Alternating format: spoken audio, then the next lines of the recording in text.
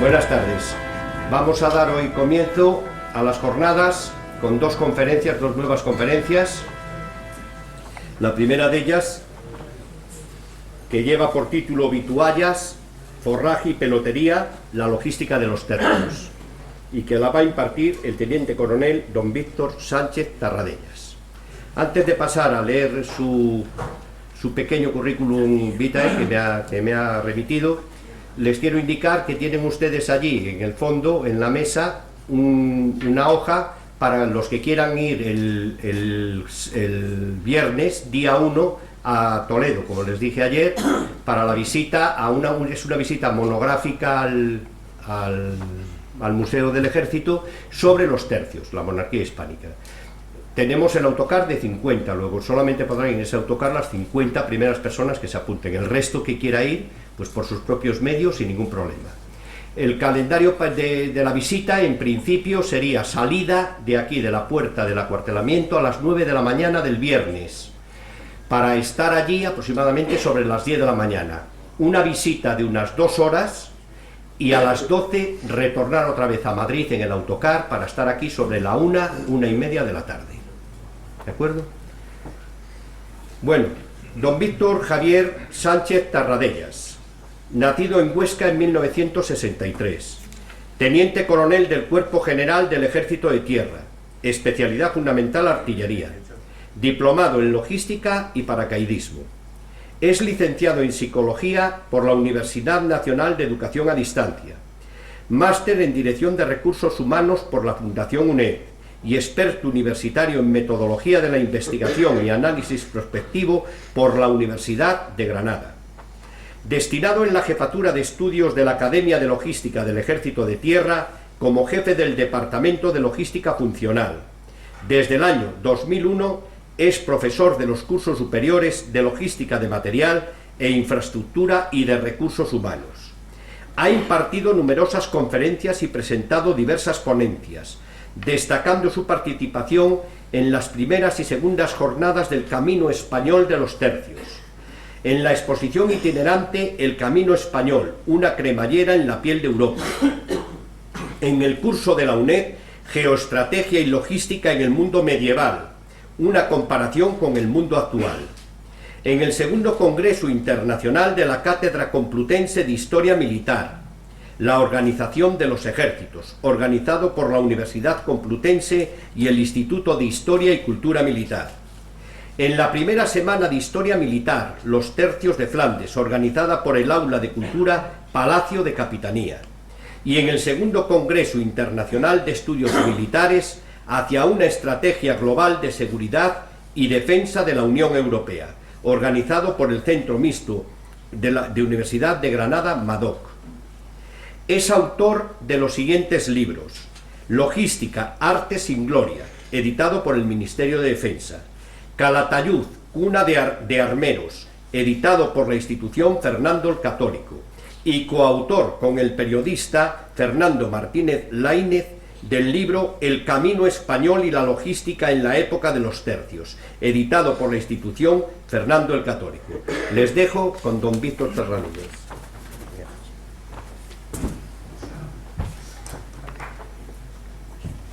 Buenas tardes, muchas gracias por la amable presentación y por la oportunidad de estar hoy aquí. Para mí es un honor y un placer. Bueno, yo, como se ve en la imagen, voy a hablar de los tercios, pero no voy a hablar de sus proezas, de sus hechos de armas, que han merecido la atención de muchos historiadores, de su organización, de su armamento, sino que voy a hablar de su logística, la logística que permitió que los ejércitos de la monarquía hispánica dominaran los escenarios bélicos del mundo conocido durante todo el siglo XVI y buena parte del siglo XVII. Es este aspecto logístico, un aspecto menos conocido, menos tratado, pero que intentaré transmitir que tuvo una importancia capital. Para ello voy a seguir este índice. En primer lugar, una pequeña introducción para ver cómo los grandes cambios que se dan al inicio de la Edad Moderna en la organización de los ejércitos provocan un resurgir de la logística, ya que los métodos tradicionales quedan obsoletos. A continuación me centraré en 3 recursos que son quizá los más importantes para un ejército en campaña. En el lenguaje de la época serían las vituallas, el forraje y la pelotería. Abastecer de estos recursos genera unos importantes problemas logísticos. Comentaré a continuación cómo en el denominado Camino Español se intentaba dar solución a estos problemas logísticos. Camino Español, una proeza logística que causó asombro en su época y que todavía hoy sigue despertando admiración. Y finalizaré con unas conclusiones. Bien, a comienzos de la Edad Moderna, el arte de la guerra se transforma por la evolución de varios aspectos relacionados entre sí. Se generaliza el uso de las armas de fuego, ya conocidas anteriormente, pero que empiezan a utilizarse masivamente. En el siglo XVII será normal que 3 de cada 4 soldados de infantería porten armas de fuego. Relacionado con esto, prolifera un nuevo tipo de fortificaciones, lo que se conoce genéricamente como la traza italiana, precisamente para contrarrestar el demoledor efecto de estas nuevas armas de fuego.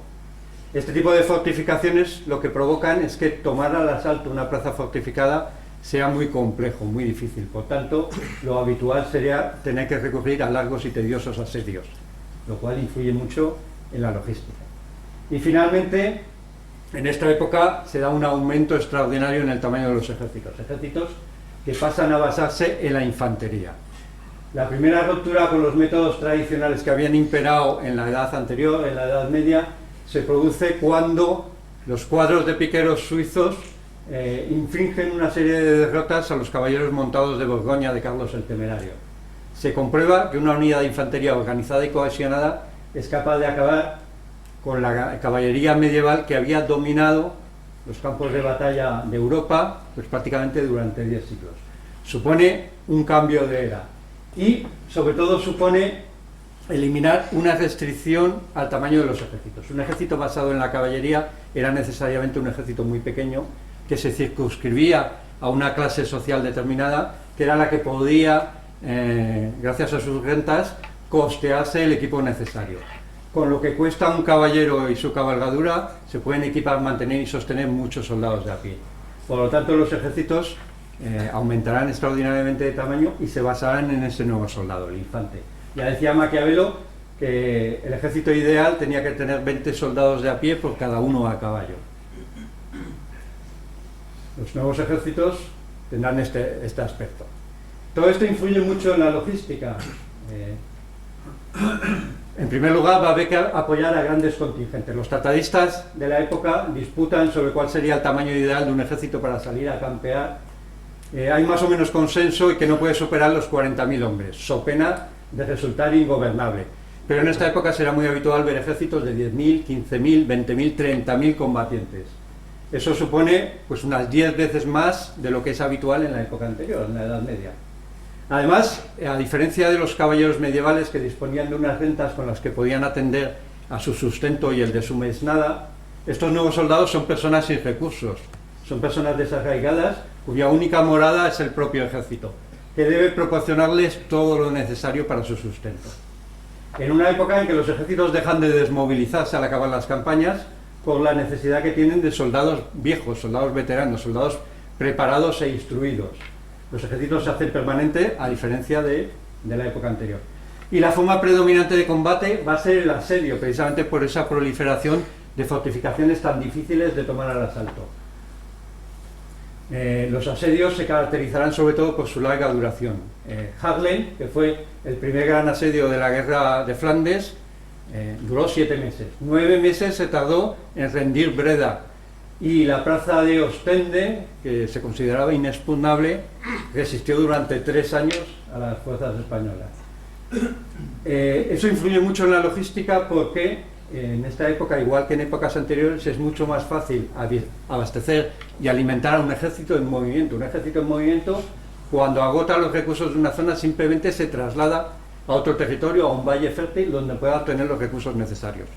Cuando un ejército está inmovilizado asediando una plaza fuerte, agotará rápidamente los recursos locales y tendrá que traer todo lo necesario para su sustento cada vez desde más lejos. En una época en que el transporte es muy ineficiente, eso supone un enorme problema logístico. Entonces estas son las 4 razones que hacen que la logística de esta época sea tan compleja.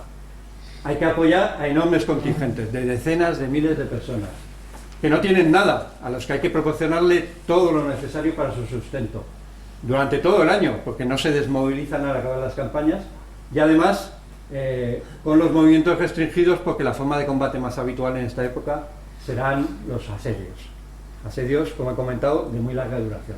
Por tanto, será una enorme preocupación para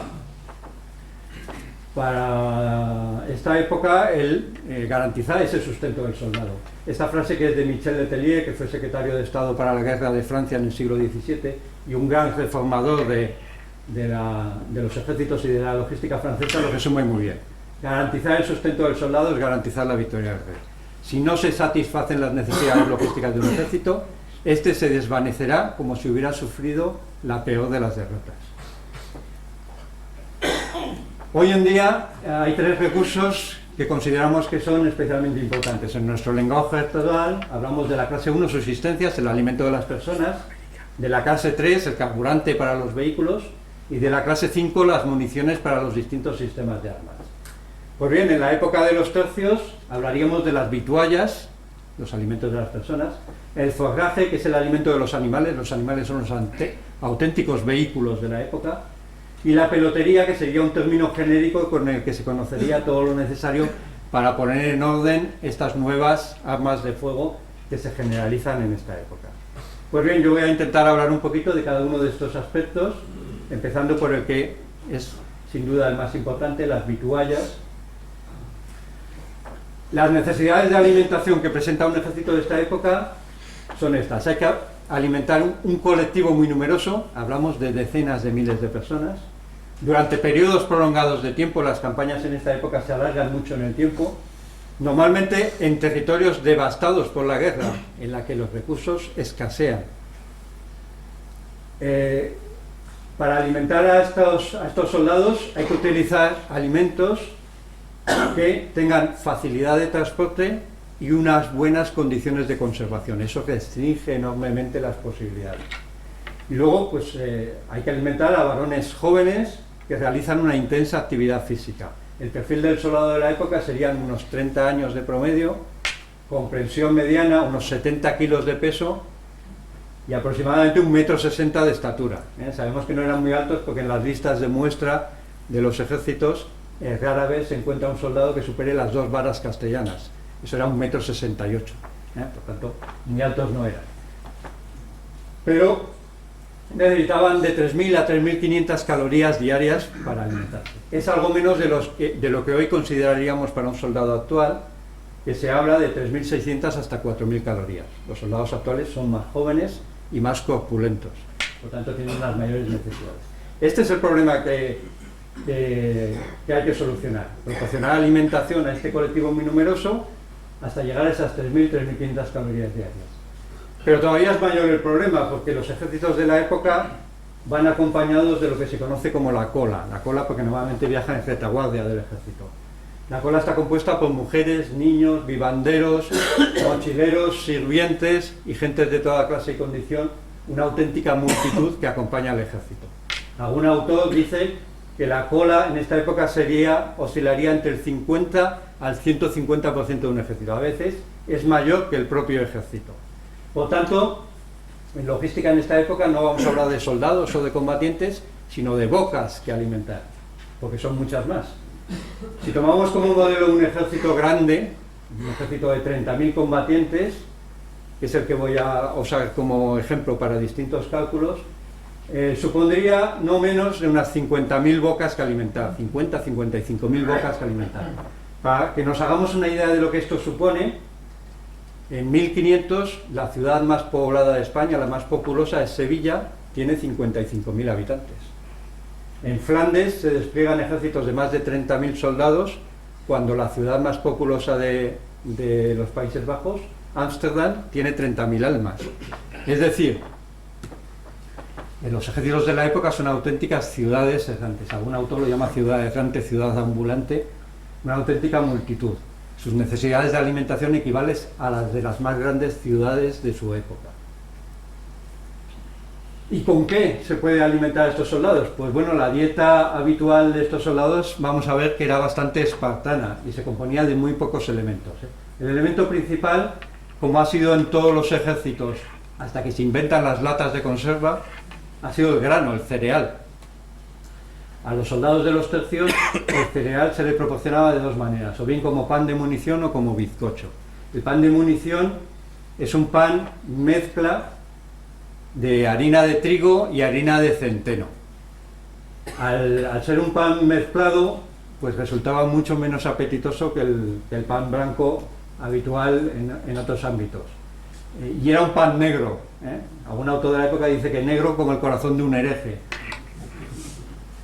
Y tenía la gran ventaja de que era más barato y además se conservaba mejor. Otras veces se utilizaba el bizcocho. El bizcocho no es lo que nosotros entendemos como bizcocho, sino que era un bollo de pan cocido dos veces. La palabra bizcocho precisamente significa eso, cocido dos veces. Tan duro que se conservaba bastante bien, pero no era fácil de comer. De hecho, una de las diversiones de los soldados veteranos de la época era ver cómo los bisoños, la primera vez que comían bizcocho, se les saltaba algún diente. Porque para comer el bizcocho era imprescindible remojarlo en agua, en aceite o mejor en vino, para que se ablandara lo suficiente como para poder comerlo. Bueno, esta será la base de la alimentación, pero más importante incluso que el alimento sólido es el ingerir líquidos. Un soldado puede seguir combatiendo sin comer durante varios días, pero si no ingiere líquidos se deshidratará y en poco tiempo estará fuera de combate. Naturalmente el agua es fundamental. El acceder a fuentes de agua frescas para los ejércitos de la época es primordial. Condiciona sus movimientos y sobre todo condiciona la elección de los lugares de acampada. Pero los soldados de la época, mejor que con agua, preferían satisfacer sus necesidades de líquido con vino. En los tratados de la época que describen las dietas de los soldados, se habla de que lo habitual era proporcionarle a cada soldado medio azumbre de vino. Medio azumbre de vino es algo más de 1 litro diario. Nos puede parecer que 1 litro diario de vino pues es una cantidad bastante importante, pero el vino presenta varias ventajas. Aparte de elevar el ánimo de los soldados, es un alimento. 1 litro de vino proporciona unas 700 calorías, imprescindible para llegar a esas 3.500 calorías. Y además el vino tiene propiedades antiescorbúticas. El escorbuto es una plaga de los ejércitos de la época por su deficiente alimentación, fundamentalmente por la falta de vitaminas. Bueno, pues se sabe que los soldados españoles sufrían menos los estragos del escorbuto gracias a la saludable costumbre de trasegar vino con cierta frecuencia. Bueno, esa es la base de la alimentación, el pan y el vino. ¿Complementado con qué? Pues con lo que se podía. Cuando se podía, con carne, normalmente carne salada o tocino, por su facilidad de conservación, o en ocasiones carne fresca. La carne fresca casi siempre es carne de vacuno. ¿Por qué? Porque los ejércitos suelen ir acompañados de algún rebaño de vacas que se autotransporta y que se alimenta de pasto, y que de vez en cuando se sacrifican algunos animales para proporcionarles carne fresca a los soldados.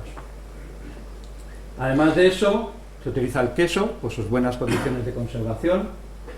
Lo que llaman en la época la menestra son legumbres secas, normalmente habas, que son las más baratas. A veces se utilizaban garbanzos y más raramente otras legumbres como lentejas o como arroz. Y quizá aceite, algo de vinagre, sal, a lo mejor pescado seco y poco más. Esta es la composición habitual de la dieta de los soldados cuando están en campaña. El 65% de las calorías necesarias las va a proporcionar el pan y el vino, y el resto complementa.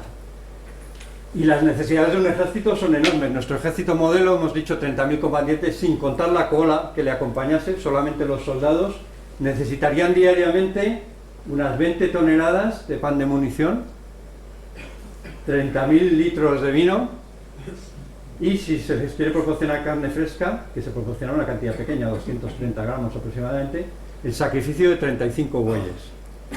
Como vemos, alimentar a un ejército de la época no era nada sencillo. En cuanto un ejército salía a campear, el fantasma del hambre le acosaba, y tenemos muchos testimonios de ejércitos que por no poder alimentar a sus ejércitos, a sus soldados, acababan desintegrándose, desvaneciéndose en humo. Las vituallas serán el principal problema logístico. ¿Qué sucede con el forraje, con el alimento de los animales? Bueno, pues cabría pensar que ya que en esta época los ejércitos están basados en la infantería, pues no tendrían muchos animales, por tanto, el alimento de los animales no sería muy importante. Bueno, lo cierto es que siguen existiendo las unidades de caballería, aproximadamente un 10% de los ejércitos los constituyen soldados a caballo, de diferente estructura que los caballeros medievales. Aparecen los ejeduelos, los caballos coraza, los arcabuceros a caballo, los caballos ligeros. Además de estos, se necesitan animales para transportar la impedimenta. La impedimenta es el equipamiento, los pertrechos y el equipo militar. Muchos animales se requieren también para transportar el bagaje. El bagaje serían las posesiones personales de oficiales y soldados. Muy importantes para los soldados de la época. No había mayor deshonor para un ejército que el enemigo te capturase el bagaje.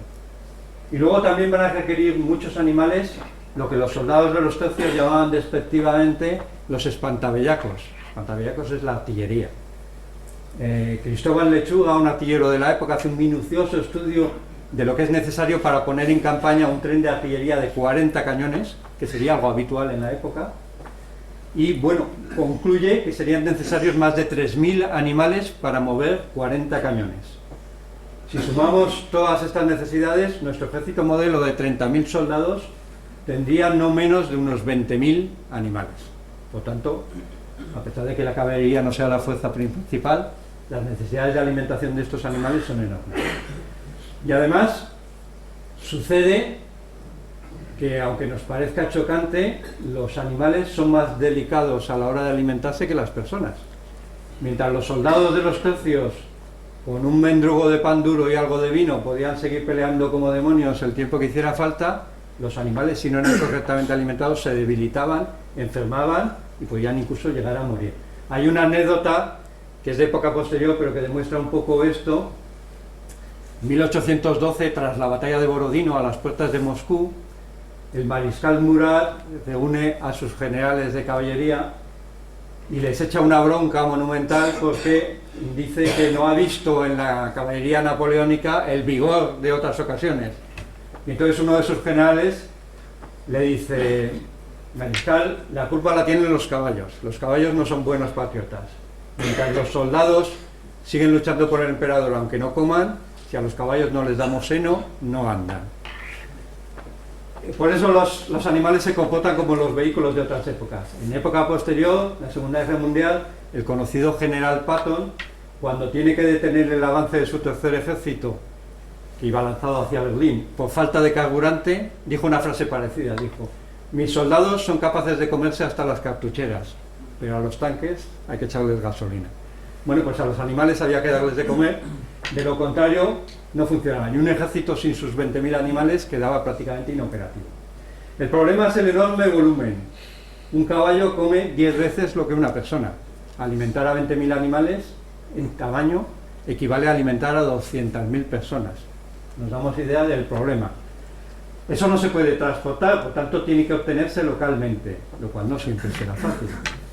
A los animales hay que darles parte de la alimentación en grano, avena o cebada, es lo que se utiliza, y se puede complementar con forraje verde, heno, alfalfa, bien segado de los campos y suministrado a los animales, o bien pastoreado directamente por los propios animales, pastado directamente por los animales. Para que nos hagamos una idea, nuestro ejército tipo con esos 20.000 animales necesitaría de 80 a 100 toneladas diarias de avena o de cebada para alimentarse. Si hemos dicho que la alimentación de las personas era complicada, la de los animales vemos que también lo es. Y eso había que complementarlo con el pastoreo. Esto facilita la logística, efectivamente. Si los animales pastan del campo, es más sencillo. No se pueden alimentar solo de pasto verde. El animal que se alimenta de pasto verde durante mucho tiempo enferma, pero unos 3/4 partes de sus requisitos de alimentación se pueden obtener de esta manera. Pero esto, que facilita la logística, tiene también sus repercusiones. Ralentiza la marcha de un ejército. Los ejércitos se vuelven más lentos porque tienen que dedicar varias horas al día a que los animales pasten. se dispersan las fuerzas durante un territorio muy amplio. Eso les hace más vulnerables a todo tipo de ataques.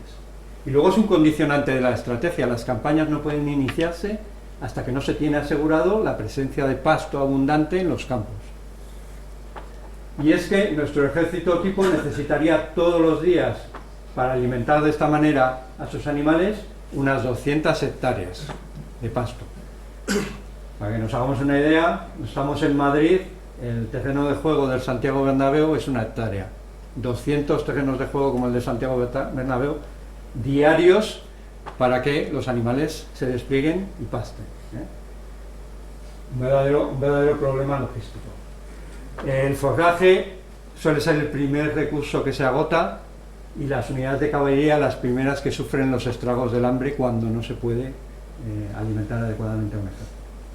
Bueno, ¿y qué pasa con la pelotería? Hemos dicho que una de las características de esta época es que se generaliza el uso de armas de fuego. 3 de cada 4 soldados de infantería serán tiradores, arcabuceros o mosqueteros.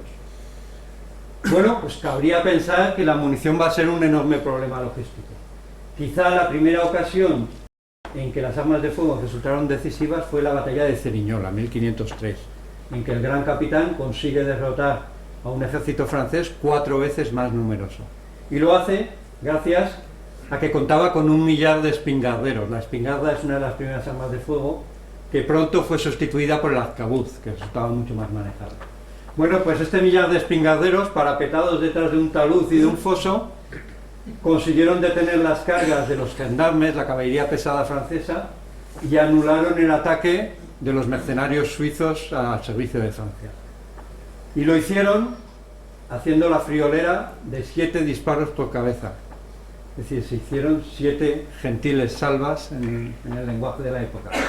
3 contra la caballería pesada francesa y otras 4 contra los piqueros suizos.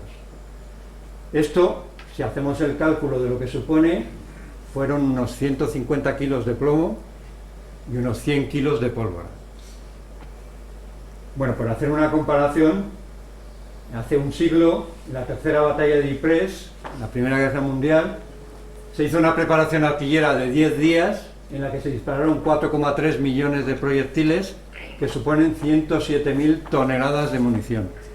Es decir, estamos comparando 107.000 toneladas contra 250 kilos. Y además, con el agravante de que en la batalla de Ypres, a pesar de esa enorme preparación artillera, lo único que se consiguió es transformar el terreno en un lodazal lleno de cráteres porque la ofensiva fracasó.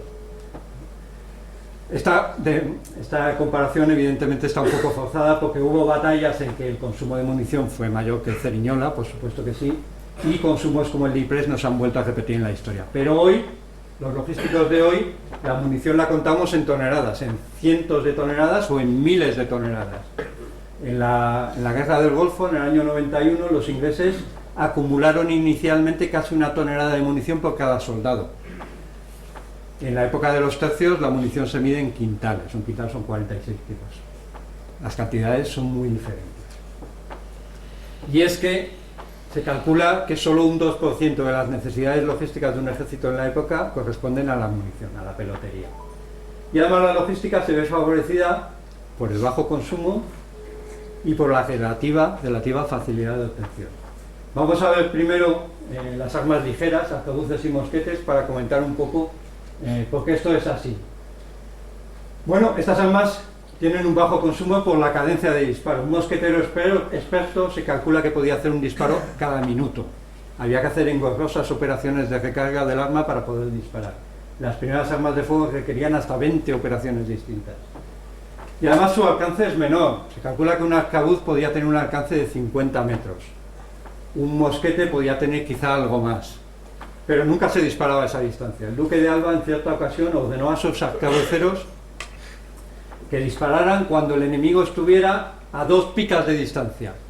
La pica, decían las ordenanzas, que tenía que medir 27 palmos. 27 palmos serían 5,5 metros. Es decir, el duque de Alba estaba ordenando a sus tiradores que disparasen cuando el enemigo estuviese a 10-11 metros. Bueno, el rey Gustavo Adolfo en la Guerra de los 30 años da una orden parecida a sus tiradores. Les dice: no disparéis hasta que no veáis el blanco de los ojos del enemigo.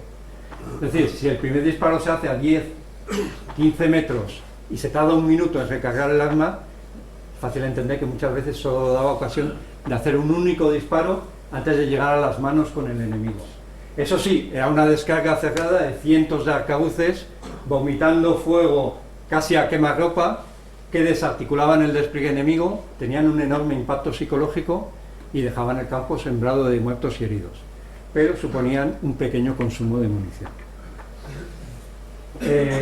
Incluso se propiciaba en cierto modo desde el gobierno que el consumo de munición fuera bajo, ya que la munición era un pago en especie, es decir, los tiradores, los arcabuceros y mosqueteros, se les descontaba de su sueldo la munición que se les proporcionaba, la pagaban de su sueldo. Es cierto que eran soldados aventajados, que tenían algún escudo de ventaja, precisamente para poner en orden sus armas de fuego, pero seguro que encontraban formas más placenteras de gastar el dinero que en esto. Por tanto, como tenían que pagar los disparos, pues escatimaban los disparos, no hacían un disparo de más. Sin embargo, había ocasiones, como podía ser algún asedio, en que se otorgaba munición por cuenta del Estado. Era lo que se llamaba la pólvora del rey, que no pagaban los soldados, y por tanto disparaban con más alegría. Por eso todavía hoy seguimos usando el dicho de que con pólvora del rey bien se tira. Bueno, es cierto, hubo iniciativas para aumentar la cadencia de fuego de las armas. Una de ellas es la táctica de la contramarcha, atribuida a su invención a Mauricio de Nassau, aunque parece probado que los tercios españoles la utilizaban ya décadas antes, que básicamente consiste pues, en lo que se ve ahí. La primera fila de tiradores hace fuego, al hacer fuego pasa a retaguardia, se adelanta a la segunda fila, hace fuego, pasa a retaguardia, así sucesivamente en un carrusel de fuego, de tal forma que cuando la primera fila tiene que volver a disparar, ha tenido ya tiempo de recargar su arma. Se consigue así una cadencia continua de fuego. Pero se sigue disparando poco, ¿por qué? Por la propia limitación técnica de las armas. Un arcabuz no podía hacer más de 4 o 5 disparos seguidos, porque se calentaba tanto el tubo que las balas de plomo se fundían en su interior. Y los residuos que dejaba la pólvora negra utilizada hacía que una de estas armas tuviera que limpiarse a fondo cada 5 o 6 disparos, porque llegaba a obstruirse el ánima, imposibilitando la carga. Por tanto, a los soldados de la época normalmente les basta con los 12 apóstoles. Yo creo que esto se ve mejor en el anterior. Los 12 apóstoles eran 12 tubitos de madera normalmente, que se llevaban colgados de una dragona, 7 por delante, 5 por detrás, con la carga justa de pólvora para un disparo, de tal forma que facilitaban la operación de recarga del arma. Será raro que un tirador de la época, en un encuentro, en una escaramuza, necesite más de sus 12 apóstoles. Además, la munición es relativamente fácil de obtener, lo que se dispara es plomo. Es plomo que los propios soldados, mediante una herramienta que acompaña al arma, que se llama la turquesa, confeccionaban sus propias balas, porque los calibres no estaban homogenizados, cada arma tenía su propio calibre. Si fallaba el plomo, se podían utilizar otros metales. El bronce de las campanas de las poblaciones tomadas a sangre y fuego solía acabar fundido para hacer valerío. Se funden también a veces las pesas de los vivanderos, los platos de estaño en que se comen. Incluso en vísperas de la batalla de Pavía hubo un arcabucero español que fundió una bala de oro que estaba destinada al rey francés, a Francisco I. Como no tuvo ocasión de utilizarla en la batalla, estando en cautiverio, Francisco I pidió permiso para ir a visitarle y gentilmente le regaló la bala de oro que había preparado para él. Es decir, podemos utilizar lo que sea necesario, ¿eh? Y, por supuesto, la munición se reutiliza. Se pagan una cierta cantidad de dinero a los villanos para que recojan los proyectiles disparados, que vuelven a fundirse y vuelven a utilizarse. Todo esto facilita la logística, evidentemente. Bueno, esas son las armas ligeras, pero ¿qué pasa con los tiros gruesos, con los grandes cañones que disparan enormes balas? Podríamos pensar que estos van a generar un problema logístico mucho mayor. Bueno, pues no lo hacen porque la artillería es muy escasa en esta época. ¿Y por qué es escasa? Por el enorme coste de los cañones. Los cañones más utilizados son cañones de bronce, que costaban muchísimo dinero. Un cañón podía costar más de 1000 ducados. Con 1000 ducados se alimentaban 800 hombres durante un mes. Además, son armas muy imprecisas. En campo abierto, de dudosa utilidad, más útiles en los asedios, pero tenían que acercarse a 40-50 metros de las murallas para poder hacer efecto. Son muy precisas, entre otras cosas, porque son armas de avancarga. El proyectil se introduce por la boca del cañón. Para ello, el proyectil tiene que tener un diámetro menor que el que tiene el ánima del cañón. Eso hace que en el momento del disparo los proyectiles iban cabeceando por el interior del tubo, de tal forma que al salir por la boca podían adoptar cualquier errática trayectoria. Por tanto, son todavía poco útiles. Se decía en la época que la artillería, la furia de la artillería espanta a los más, pero mata a los menos. No era demasiado eficaz. También hay una gran escasez de artilleros, de personas preparadas para manejar esta diabólica invención que decía Cervantes. Estos ingenios que no solo eran complejos de manejar, sino muy peligrosos. Y luego, un problema importantísimo es la poca movilidad. Los trenes de artillería de la época se mueven con extraordinaria dificultad por los caminos de la época. Necesitan caminos que no tengan pendiente, que tengan un firme sólido, un ancho suficiente y que las curvas tengan un radio de giro suficientemente amplio para que los tiros de mulas o de bueyes tiren siempre en línea recta del cañón. Una culebrina de la época, que son los cañones que más se utilizan en campaña, necesitaba un mínimo de 12 pares de mulas para arrastrarla. Todo esto hace que la proporción de cañones en esta época sea aproximadamente de un cañón cada 1000 soldados. Nuestro ejército tendría un tren de artillería de 30-40 cañones nada más. Cañones son pocos, pero es que además también disparan poco. Aunque la cadencia de una pieza de estas sería de unos 5 o 6 disparos a la hora, lo cierto es que las cadencias habituales solían ser de 4 o 5 disparos al día, los promedios de disparo. En Breda, un asedio que duró 9 meses, la artillería española no hizo ni un solo disparo. Y Farnesio ocupó Amberes, uno de los asedios más famosos de su época, sin hacer un solo disparo. En Haarlem, otro asedio de los más conocidos, se disparó un promedio de 3 cañonazos diarios por pieza. Es decir, se dispara muy poco. Y además la munición también es relativamente fácil de obtener. Muchas piezas son todavía pedreros, lo que disparan son bolaños de piedra.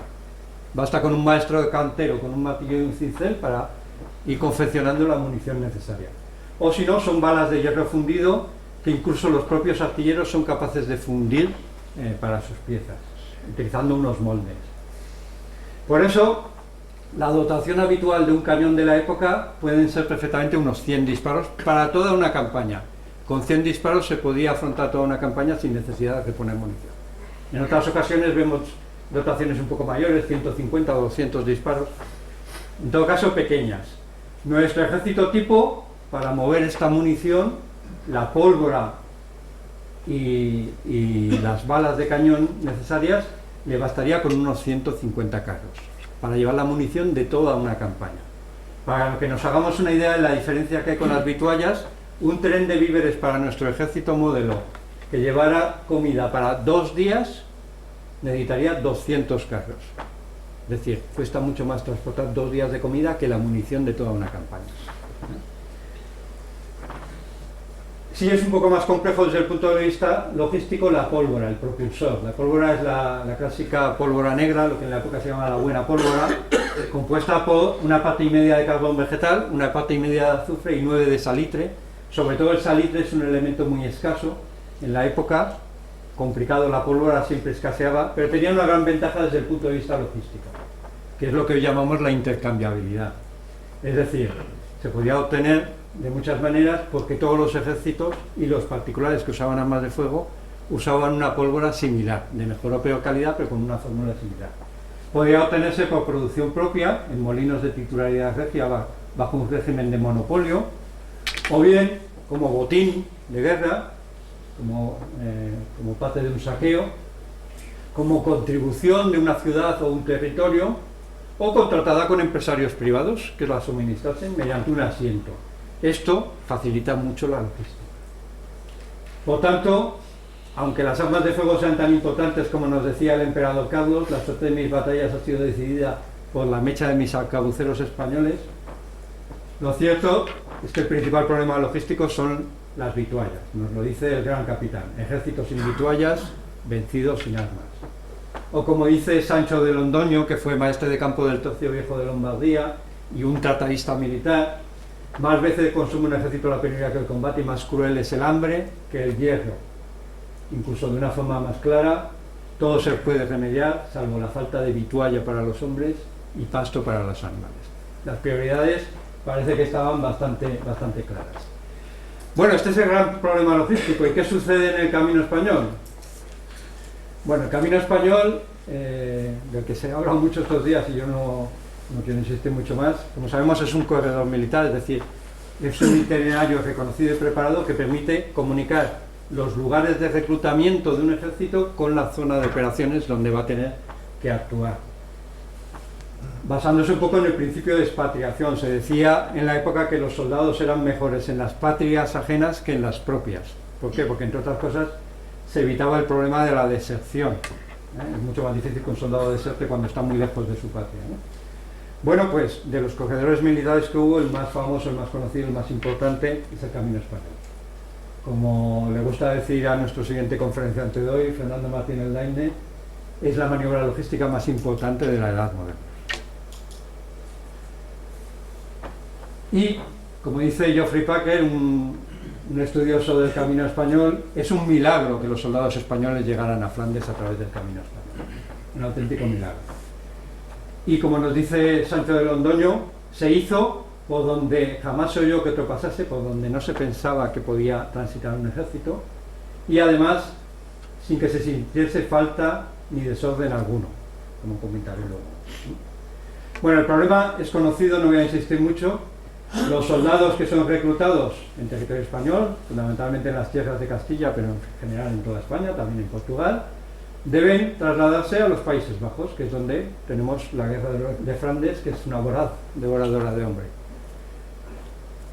Inicialmente, en época del emperador Carlos, se hacen expediciones llevando soldados desde algún puerto del Cantábrico hasta los Países Bajos por vía marítima. Pero llega un momento que esta vía no se puede utilizar. ¿Por qué? Porque el Canal de la Mancha, el Mar del Norte, están infestados de peligros. Están los perros del mar, que son los piratas ingleses, los pordioseros del mar, filibusteros holandeses, los corsarios hugonotes franceses. Queda cerrada la vía marítima. Si no se puede ir a Flandes por mar, pues habrá que ir por tierra, aunque haya que atravesar media Europa. ¿La forma de hacerlo? Bueno, se embarca a las tropas en los puertos del Mediterráneo, Barcelona, Valencia, Cartagena, se les lleva hasta la República Aliada de Génova, desembarcan ahí y de ahí pasan al Ducado de Milán, que es la auténtica plaza de armas de España, hacia Europa.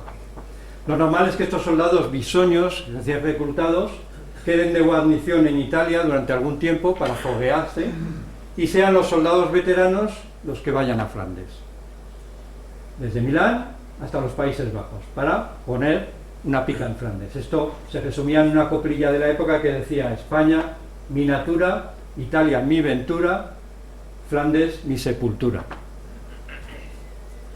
Bueno, pues el duque de Alba, cuando el rey Felipe II le encomienda que acuda a Flandes con un gran golpe de gente, con un gran ejército, a sofocar la rebelión, se encuentra sobre todo con un problema logístico. Esta es la definición de logística que hizo el barón de Jomini en el siglo XIX, la primera definición de logística que tenemos, y dice que la logística es el arte práctico de mover un ejército. Esto es lo que tiene que hacer el duque de Alba: mover un ejército. Su problema es logístico. Lo que tiene que hacer es mover un gran ejército de casi 10.000 combatientes, que no sabemos cuántas bocas son, pero hay un autor, Julio Albí de la Cuesta, que se atreve a aventurar que serían seguramente unas 16.000 bocas que alimentar y unos 3.000 animales. Bueno, más o menos por ahí andaría. Y en una marcha, pues de solamente 1.100 kilómetros. Es decir, tiene que alimentar 16.000 personas, 3.000 animales durante 1.100 kilómetros. Para que nos hagamos una idea de lo que eso supone, diariamente, entre vituallas y el forraje en grano para los animales, tendría que proporcionar alrededor de unas 75 toneladas. El problema no es menor para la época, ¿eh? ¿Cómo se puede hacer eso? Pues se barajan en la época distintas opciones de apoyo cuando hay que mover a un ejército. La primera podía ser establecer un sistema fijo de almacenes, algo que funciona muy bien, pero que tiene un problema, que exige una demanda constante. Es decir, Para el Camino Español no sirve, porque el Camino Español se va a usar una vez al año, una vez cada 2 años. Mantener una cadena permanente de almacenes es tan enormemente costoso que esta opción queda totalmente descartada. La segunda opción podría ser que el ejército lleve todo lo necesario sobre sí, mediante un tren de víveres. Bueno, pues si hacemos el cálculo de lo que necesitaría llevar, pues necesitaría aproximadamente unos 3.750 carros para llevar esas 75 toneladas diarias que necesita. Algo totalmente imposible, pero es que además esto generaría una nueva necesidad logística, porque los animales que tiran de los carros también comen, con lo cual ya las necesidades se van multiplicando. Entramos en un círculo vicioso que hace que esto sea absolutamente imposible.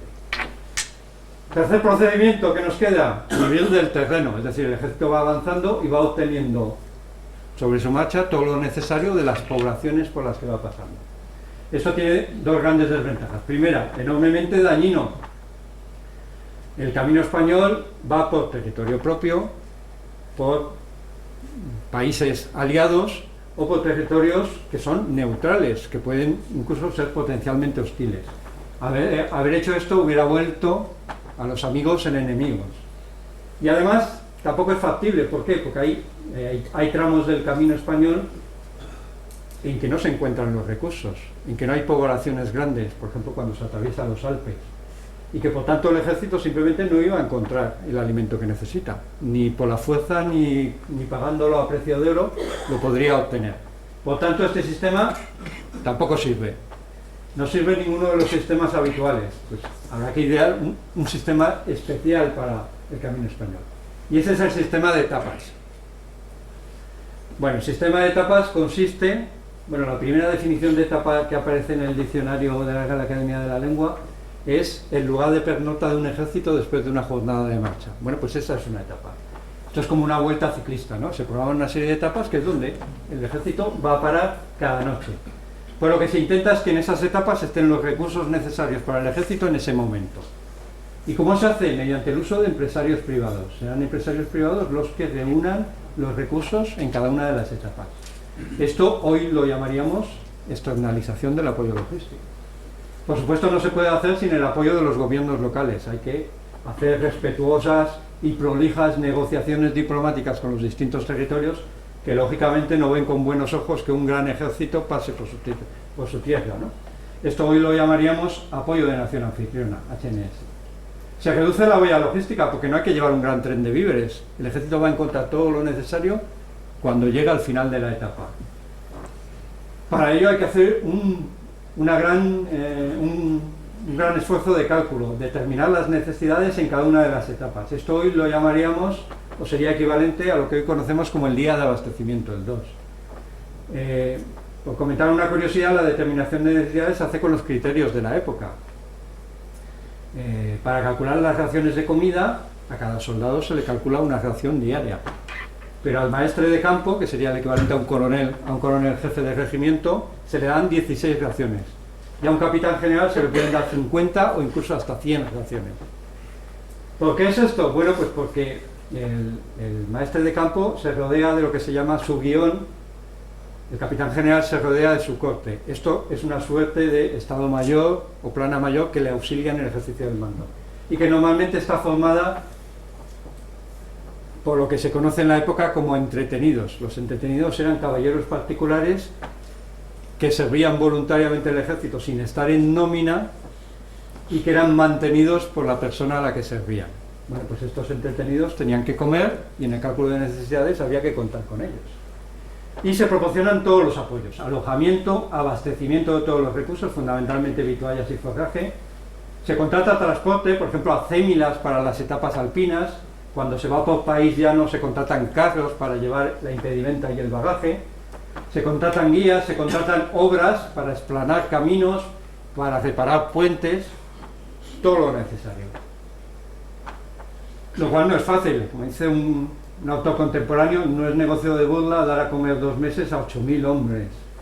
El procedimiento, de una forma muy resumida, bueno, un comisario especial, semanas antes de que el ejército vaya por el Camino Español, contacta con las autoridades locales, establecen dónde se van a hacer las etapas y se determinan las necesidades Con eso se hacen unas ofertas de aprovisionamiento a las que se presentan empresarios privados, con los que se firma una capitulación, un contrato en el que se especifica las cantidades de cada recurso y los precios que se van a tener. Esto de los precios es importante porque el fijar los precios con antelación evita la inflación que solía acompañar al paso del ejército y supone un ahorro muy grande de dinero.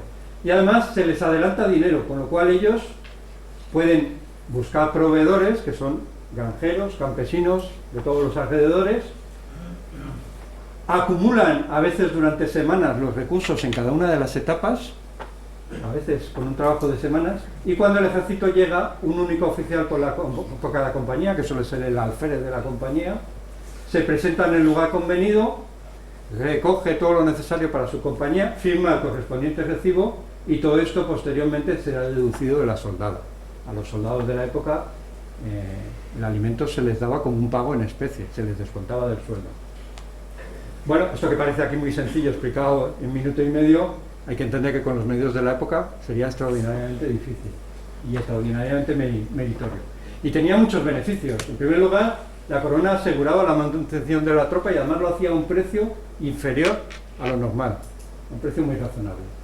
El soldado estaba contento porque recibía sus raciones sin retraso y a crédito de futuras pagas que a lo mejor no cobraría nunca, porque se cobraba tarde, mal y nunca en esta época. Y los asentistas podían hacer un buen negocio y además arriesgaban menos porque se les adelantaba dinero con lo que ellos ya iban pagando a sus proveedores, por tanto asumían menos riesgos. Esto es lo que hace el duque de Alba en 1567 con sus 10.000 combatientes, 16.000 bocas, y recorre el camino en 56 días. Posteriormente el promedio serán 48 días. Hubo una unidad de 5.000 veteranos al mando de López de Figueroa que lo hizo en 32 días y además en invierno, es algo excepcional. Bueno, esto supone más o menos una velocidad de marcha de unos 20-21 kilómetros diarios. Claro, nosotros que somos personas del siglo XXI, el avanzar 20 kilómetros diarios a lo mejor no nos impresiona demasiado, pero hay que entender las condiciones en que se hacía.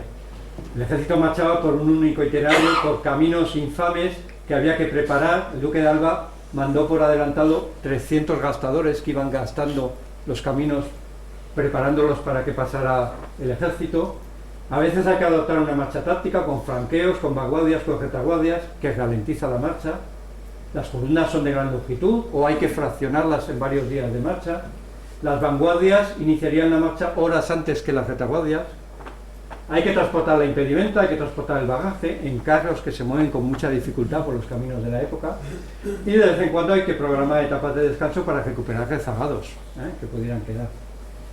Bueno, con estas consideraciones ya no parece tan mala la marca de 20-21 kilómetros diarios, pero lo mejor es compararla con otros ejércitos. Bueno, otros ejércitos de la época rara vez superan los 15-16 kilómetros diarios.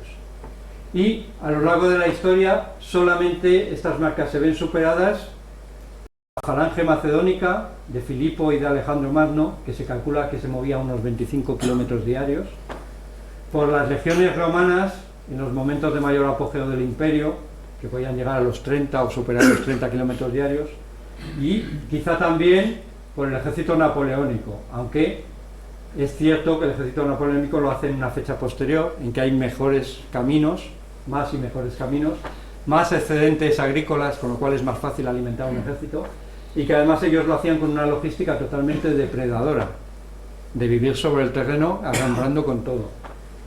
Bueno, se puede concluir que la velocidad de los tercios es notable. Hay algún autor que dice que la velocidad de un ejército es la mejor prueba de la calidad de su sistema de suministro. Una buena logística significa que un ejército se mueve deprisa. Los tercios se movían deprisa, lo cual era una ventaja estratégica importantísima, porque en una época en que los enfrentamientos iban siempre precedidos de marchas contra marchas, fintas, amagos, el ejército que se movía más deprisa normalmente elegía el lugar donde se combatía, una gran ventaja. Y bueno, ya como conclusión, simplemente decir que de los recursos que necesitan los ejércitos de la época, con mucha diferencia, la vitualla y el forraje son los más importantes. Constituyen aproximadamente el 90% de las necesidades logísticas de un ejército. Y la pelotería, como hemos comentado, solamente sería un 2%. Por tanto, aunque en los ejércitos de hoy las prioridades probablemente fueran la munición en primer lugar, el carburante en segundo lugar y solo en tercer lugar las subsistencias, que hoy en día es un problema menor. En el siglo XVI lo principal son las vituallas, después el forraje, después la pelotería. Y ya concluyo con una frase de un militar español, Miguel de Cervantes. Es muy conocida su faceta de militar, bueno, sentó plaza en varios tercios, entre otros en el tercio de Lope de Figueroa, que citaba antes. El López de Figueroa, que también es famoso porque es el maestre de campo que aparece en El alcalde de Zalamea, de Calderón de la Barca. Bueno, pues es conocida su faceta de militar. Es menos conocido que una vez truncada su carrera militar, tras el cautiverio de Argel, nos lo encontramos en Lisboa en 1588 ejerciendo como logístico en el apresto de la Gran Armada, la mal llamada Armada Invencible, ejerciendo como comprador de trigo, concretamente. Bueno, pues en su doble calidad de militar y de logístico, y en perfecto castellano, resume un poco lo que he intentado decir en esta charla. El peso de las armas no puede llevarse sin el buen gobierno de las tripas. Nuestros sufridos infantes de los tercios que tanta gloria dieron a nuestras armas, difícilmente lo hubieran podido hacer si no hubiera habido detrás un oscuro y muchas veces poco valorado trabajo logístico. Y con esto concluyo. Muchísimas gracias por su atención.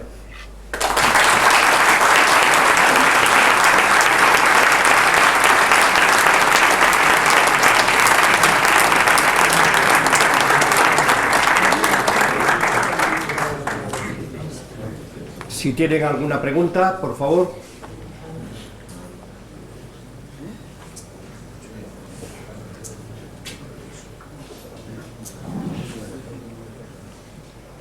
Bueno, creo que ha quedado todo muy claro. Así que muchas gracias, Víctor. Y vamos a pasar a la siguiente conferencia.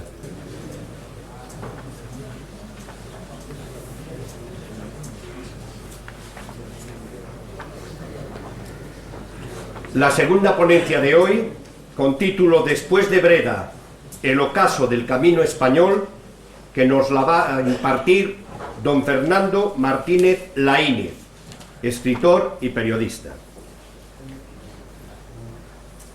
Fernando Martínez Laínez nació en Barcelona, escritor y periodista, doctor en Ciencias de la Información por la Universidad Complutense de Madrid. Durante casi 20 años trabajó en el Servicio Informativo Internacional de la agencia EFE y residió como corresponsal y delegado en Gran Bretaña, Cuba, la Unión Soviética y Argentina. Ha sido enviado especial y guionista de programas de radio y televisión y ha viajado por América, Oriente Medio, África, Asia Central, Irán, China, Japón, el Cáucaso, Europa del Este y los países bálticos. Analista de política internacional y en especial de los países vinculados a la antigua URSS. Colabora con la Revista Española de Defensa y otras revistas de historia y viajes. Además de ejercer la crítica literaria en medios de prensa escrita y de radio y televisión, ha publicado también muchos artículos en diferentes medios impresos.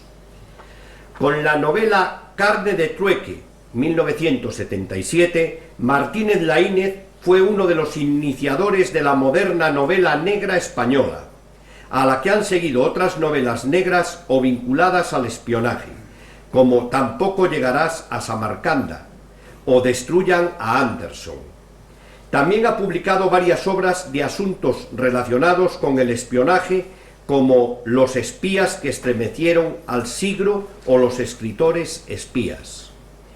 Coautor de la obra Conceptos fundamentales de inteligencia, editorial Tirán Lo Blanche, dirigida por Antonio Díaz Fernández, profesor de Ciencia Política de la Universidad de Cádiz, presidente y cofundador del Club 004 Máximo Secreto, integra un proyecto destinado a fomentar la cultura de inteligencia y es coeditor con José Luis Caballero de la antología de relatos de espionaje españoles Máximo Secreto.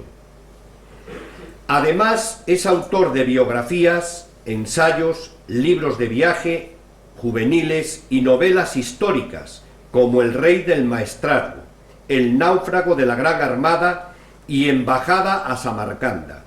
Asimismo ha sido 2 veces ganador del premio Rodolfo Walsh a la mejor obra no ficción, otorgado por la Semana Negra de Gijón y la Asociación Internacional de Escritores Policíacos, AIEP. Con Luis Candelas, Crónica de un bandido y sin piedad, cuenta también en su haber con el premio Grandes Viajeros por el libro Tras los pasos de Drácula. En su amplia trayectoria periodística y literaria figura también el premio Algaba de Investigación Histórica, otorgado al libro Como lobos hambrientos, sobre los guerrilleros españoles en la Guerra de la Independencia. Entre sus últimas obras de divulgación histórica publicadas se cuentan Tercios de España, la infantería legendaria; Una pica en Flandes, la epopeya del camino español; El ocaso de los héroes; Pisando fuerte; La guerra del turco; sobre el enfrentamiento entre España y el Imperio Otomano, Fernando el Católico; Crónica de un reinado y banderas lejanas, en colaboración con Carlos Canales. Un recorrido histórico sobre la exploración, conquista y defensa por España de una gran parte del actual territorio norteamericano. Su novela histórica más reciente, Las Lanzas, es la primera parte de una trilogía titulada La senda de los tercios y trata sobre la figura de Ambrosio de Spínola, el camino español y la guerra de Flandes. Les dejo con don Fernando Martínez Laínez.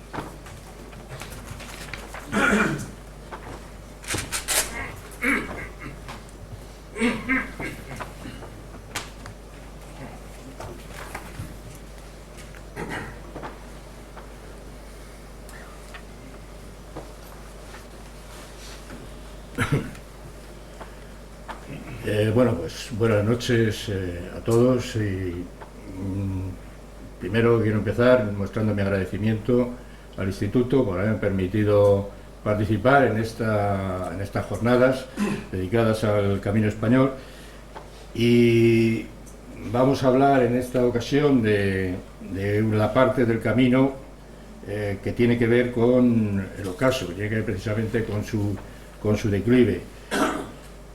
Bueno, todos somos conscientes, como todo en la vida, al apogeo siguen los momentos de esplendor y luego pues llega el declive. En el caso del Camino Español, pues este declive coincide prácticamente con el declive de la hegemonía hispana en Europa y en el resto del mundo, y fue un declive largo y prolongado, que arrasó con los sueños de monarquía universal que se forjaron durante los finales del siglo XV y todo el siglo XVI. Pero bueno, vamos a ir a los hechos, y vamos a hablar de que tras la denominada tregua de los 12 años entre 1609 y 1621 entre España y los Países Bajos, pues sabrán ustedes que se entró en una paz inestable, provisional, que no fue renovada pese a los triunfos hispanos, y conmemoraron el 1625 con la toma de Breda. Ambrosio de Spínola ya era consciente en esa época de la imposibilidad de conquistar Holanda, y en realidad lo único que buscaba desesperadamente a veces era lograr un acuerdo que obligara a su enemigo a negociar. A pesar de su éxito en Breda, Spínola se vio obligado a reducir el número de efectivos con un ejército agotado y sin dinero. Unos 30.000 soldados del bando español se andaban dispersos en unas 50 guarniciones en ese momento, pero para el ejército en campaña esto suponía que quedaban menos de 25.000 hombres. En cuanto al dinero y las remesas, también habían disminuido de unos 4 millones de ducados al año para mantener al ejército a menos de 3 millones al año siguiente. Estamos hablando de 1526. Tal situación dejaba a las tropas españolas, a las tropas hispanas, incapacitadas para pasar a la ofensiva, y en 1629 Holanda ya estaba lista para iniciar un gran ataque general contra Flandes. A esta difícil situación vino a añadirse una desgracia inesperada, que fue que meses antes, por primera vez, la flota de Indias, cargada con la plata del Nuevo Mundo, fue capturada íntegramente en la costa de Cuba, en aguas de Matanzas, y el botín que obtuvieron los holandeses pues fue suculento, unos 4 millones de ducados, que era más que todo el coste de un año de guerra del ejército de Flandes. Con este dinero robado, el estatuder holandés no perdió el tiempo y amplió su ejército a casi 78.000 soldados frente a los 50.000 de España. Y esa fue la fuerza con la que invadió desde el norte a la parte española de Flandes, o sea, el sur de los Países Bajos. Porque aunque hablamos de Flandes, ya saben ustedes, en tono general, pero Flandes es en realidad una parte de los Países Bajos. En 1629 los holandeses pasaron al ataque, como digo, y asestaron un golpe demoledor contra el ejército hispano de Flandes. El estatuder holandés Federico Enrique de Nassau se lanzó contra la populosa ciudad de Hartzenbosch, Bolduque, que los españoles llamaban Bolduque, y estaba defendida por una importante guarnición de 7.000 hombres.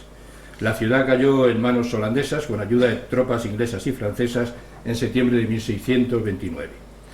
Todo se agravó además por la marcha de Spínola a Italia para hacerse cargo de la guerra de Mantua-Monferrato, lo que dejó desarticulada la dirección conjunta de las operaciones en Flandes. Recordarán ustedes también que Spínola en realidad se marcha porque el hombre está desesperado, no le dan dinero, no le dan medios para culminar la guerra de Flandes, y entonces él se niega a regresar a Flandes. Está en Madrid, ya se llevaba mal con el conde duque de Olivares, eso empeoró las relaciones y en definitiva pues lo que pasó fue que al final Ambrosio Spínola pasó a ocuparse del ejército de Italia, la desgraciada guerra de Mantua-Monferrato, y ahí bueno prácticamente acabó su carrera militar con más pena que gloria.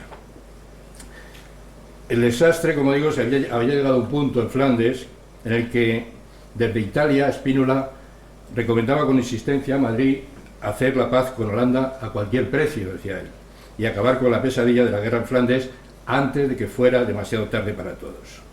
Pero el conde duque de Olivares discrepaba de esta opinión. Él creía que todavía era posible negociar con los holandeses desde una posición de fuerza para forzar una paz ventajosa, lo cual obligaba a seguir combatiendo, aunque los recursos hispanos estaban agotados. La situación en el Monferrato solo se pudo estabilizar in extremis por la intervención masiva del Imperio Austriaco, pero el prestigio español quedó seriamente tocado y Francia se apoderó de Susa y Pinerolo en Saboya, que eran las dos puertas de entrada francesa a los Alpes. Y mientras el ejército español pues, se desangraba en Italia, Flandes quedó prácticamente abandonado a su suerte. El descontento popular en Flandes era tal, en ese momento, que ya se temía un derrumbamiento general, y el único eslabón político que sujetaba esos territorios a la corona era la figura de la anciana infanta gobernadora Isabel Clara Eugenia, una mujer de notable talento político, ya saben que era la hija predilecta de Felipe II, y que seguía siendo respetada por la mayoría de los flamencos católicos, aunque desde España ya se preparaba su sucesión. Tomada la decisión de intervenir al lado de Austria en la Guerra de los 30 años y prolongar la Guerra de Flandes, España intentó un esfuerzo final para contener el desastre que parecía inevitable. Estamos hablando, fíjense, 4 o 5 años después, nada más, de lo que fue el gran triunfo de Breda, es decir, de que con qué rapidez, digamos, la situación se deterioró por esa falta de recursos y de efectivos humanos a que ya se ha hecho mención en otras intervenciones en este foro. El momento, como digo, era crítico porque en julio de 1631 los suecos, pagados con el dinero de Francia, invadieron el norte de Alemania, barrieron a las fuerzas católicas en la batalla de Breitenfeld, llegaron al Rin y expulsaron a los españoles de sus posiciones en el Palatinado francés. Los franceses, de acuerdo con los suecos, también avanzaron hacia el Rin, penetraron en Lorena y Luxemburgo, y España quedó atenazada por la acción conjunta de Holanda, Suecia y Francia. Los holandeses, por su parte, aprovechando la debilidad del bando español, pues también invaden los Países Bajos y ocupan la importantísima ciudad de Maastricht. La desesperación en el mando hispano, corroído además por los enfrentamientos internos de sus principales mandos, cosa que, como saben, ya ha ocurrido en varias ocasiones en la historia de España, pues es absoluta. La proyección militar española tenía como objetivos prioritarios mantener sus dominios en Italia y Flandes, por lo que el camino español seguía siendo el vínculo estratégico imprescindible. En esos momentos, el camino español ya estaba claramente al borde del derrumbe y bajo la amenaza constante en 5 puntos que aquí señalo: Saboya, Alsacia, Lorena, el Palatinado, Alsacia, Lorena y la Valtelina. Pasaremos ahora a ocuparnos más tarde de la situación cada vez más deteriorada en cada uno de ellos, con Flandes prácticamente aislada de Italia y Alemania, como si fuera una gigantesca trinchera rodeada de enemigos. El ejército español en Flandes estaba verdaderamente entre la espada y la pared, y las guarniciones del resto de los Países Bajos se mantenían de milagro. Aunque la situación del camino español se fue deteriorando a partir de 1625, por las razones antedichas, es decir, la toma de Breda, los intentos de romper la estratégica ruta de los tercios venía de bastante tiempo atrás, desde los inicios del siglo XVII, con la llegada al trono francés del rey Enrique IV de Borbón. El primer golpe, estamos hablando de Saboya, se dirigió, como digo, contra ese ducado, situado entre Francia y el milanesado español, con la excusa de que los saboyanos habían ocupado Saluzzo en 1588, que era un marquesado pro-francés al sur de Turín. Un ejército francés invadió entonces Italia en 1600, aunque gracias a los refuerzos españoles el avance fue detenido. Saboya se vio obligado a ceder a Francia una zona por la que pasaba el camino español. Como una compensación, una pobre compensación para España, Saboya cedió un pasillo limitado por un estrecho valle y un puente sobre el Ródano, el Pont de Gressin. El Pont de Gressin, a escasa distancia de la frontera francesa, pues es un puentecillo muy estrecho. El Ródano está en su nacimiento en ese momento y también el cauce del Ródano es muy estrecho también en ese punto, y ese estrecho pasillo fue lo único que le quedaba al camino español para poder seguir avanzando por Saboya. Con la concesión de este pasillo, Francia conseguía el poder de cerrar o demorar el paso a voluntad de las tropas hispanas a los Países Bajos. Un poco más adelante, en 1613, Saboya entra en guerra con España a causa de una reivindicación dinástica, y después de 4 años de luchas intermitentes, los franceses mediaron en una paz difícil entre los antiguos aliados, lo que se llamó la paz de Asti. Si bien en 1620 pudo pasar a Flandes un gran ejército español-italiano, esa autorización tuvo corta vida.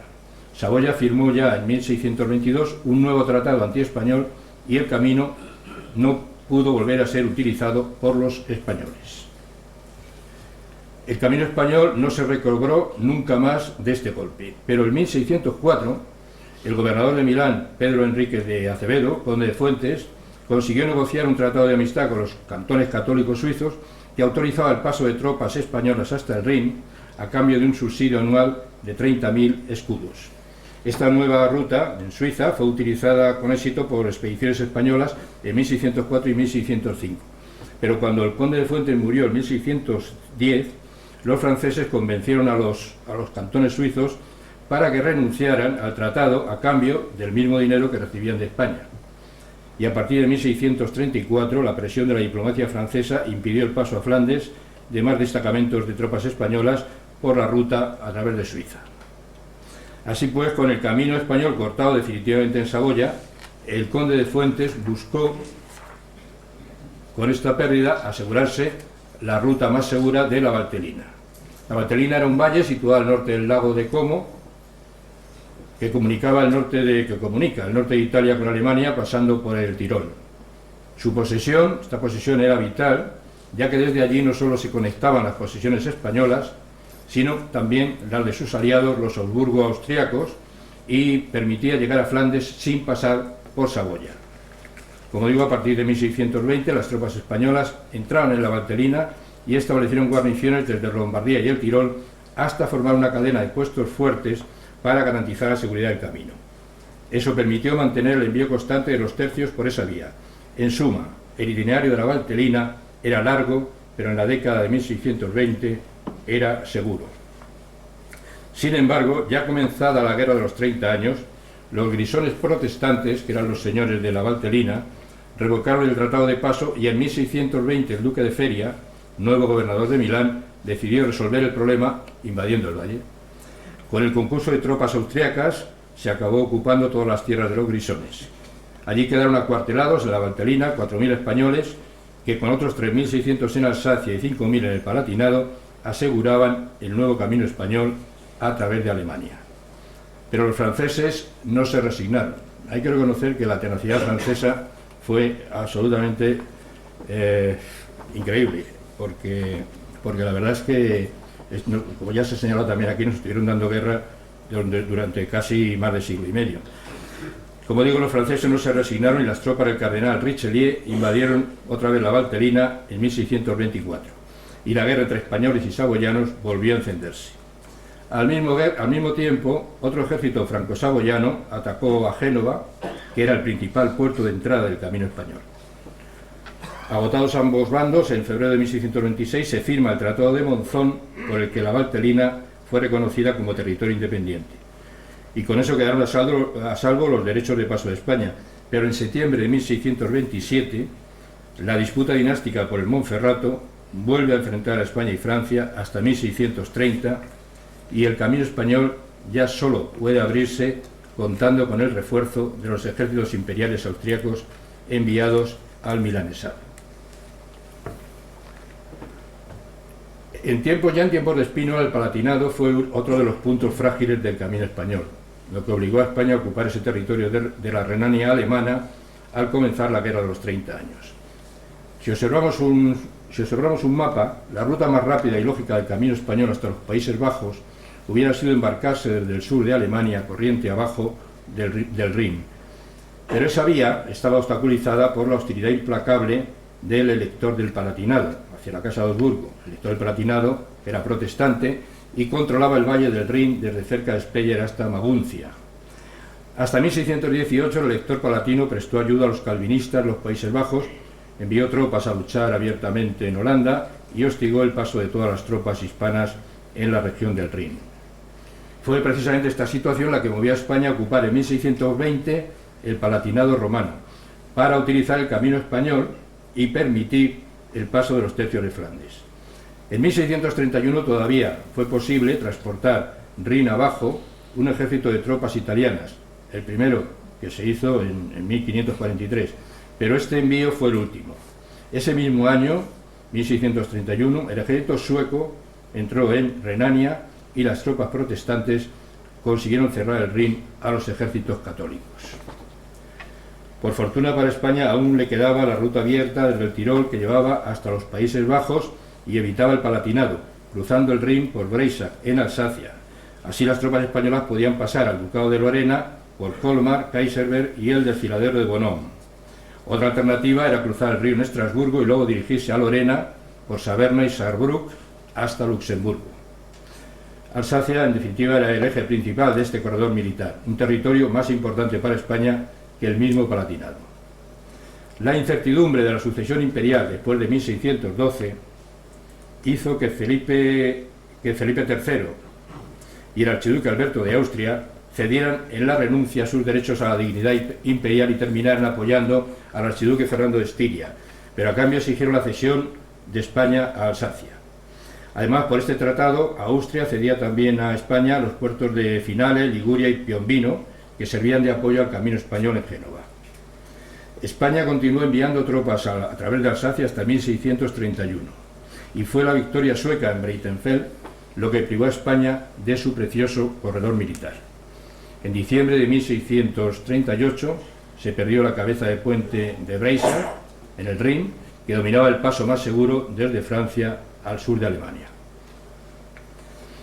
Breisach, en definitiva, dominaba el único puente que había sobre el Rin entre Estrasburgo y Basilea y permitía alcanzar el sur de Alemania por la Selva Negra. El dominio francés, por otra parte, en Breisach apuntalaba la agresión francesa contra el imperio y dejaba libre la intervención en Italia. Los defensores de Breisach se rindieron, muertos de hambre, tras 6 meses de sitio sin recibir auxilio alguno. Hemos hablado de las penurias, lo que era el ejército sin vituallas. Pues bien, Breisach se pierde precisamente por eso, por esa falta de vituallas y los 6 meses de hambre que pasaron los defensores de Breisach. A partir de ahí, a partir de esa caída de Breisach, ya no queda más remedio que recurrir a la ruta marítima, de la que hablaremos más adelante.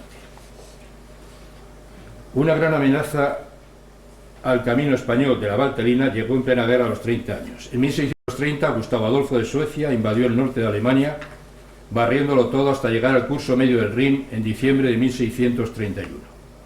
El camino español volvía a quedar cortado en su tramo alemán.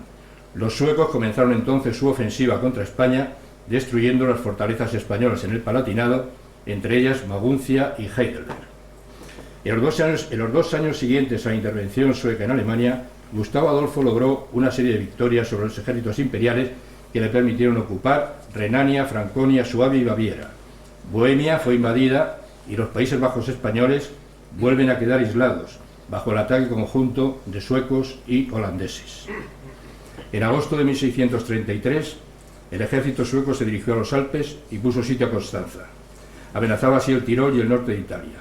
Pero poco antes Francia invadió Lorena y cortó de nuevo el camino español hacia Flandes, mientras otro ejército protestante ocupaba las principales fortalezas de Alsacia. La situación del camino español en esos momentos, en invierno que era el invierno de 1631-32, bien cabría calificarse de desesperada, y podríamos resumirla así. En el Rin, los franceses habían ocupado las fortalezas de Eberstein y Coblenza en Renania. El ejército sueco de Gustavo Adolfo había conquistado Maguncia y terminado de ocupar el Palatinado. Los holandeses continuaban su ofensiva en el norte de Flandes y Maastricht estaba a punto de caer. Richelieu se preparaba para invadir la Valtelina y cerrar así el eslabón vital del camino español a través del Tirol. El camino español por Saboya, por otra parte, ya hemos dicho que estaba completamente cortado desde 1622 y Francia tenía ocupada la mayor parte de Saboya. El ducado de Lorena esperaba la invasión francesa de un momento a otro y estaba a punto de caer. Así, el camino español había quedado reducido a un puñado de plazas fuertes, amenazadas y prácticamente incomunicadas entre sí. De hecho, el camino español, en muchos de sus tramos, había dejado de existir. Todo parecía perdido, pero en el otoño de 1632 el gobierno español tiene todavía un plan secreto, un ambicioso proyecto para recuperar la iniciativa en esta larga y cruel guerra con Holanda. Se trataba de crear, en definitiva, un nuevo ejército en Italia que permitiera recuperar la iniciativa del bando católico en la guerra de los 30 años y reanudar los envíos de tropas a Flandes. Este ejército, al frente del cual iría el duque de Feria, gobernador del milanesado, debía actuar como punta de lanza en la marcha del cardenal infante don Fernando de Austria hasta Flandes, lo que sería llamado también el ejército de Alsacia. Su misión, la misión de Feria, sería avanzar cuanto antes hacia el Bajo Rin, limpiando de enemigos ese territorio y reabriendo el camino español. Una vez asegurado el camino, el cardenal infante seguiría la ruta de Milán a Bruselas con una fuerza que restableciera el poder español en Flandes. Se trataba, en definitiva, de dar un vuelco estratégico a una situación desesperada.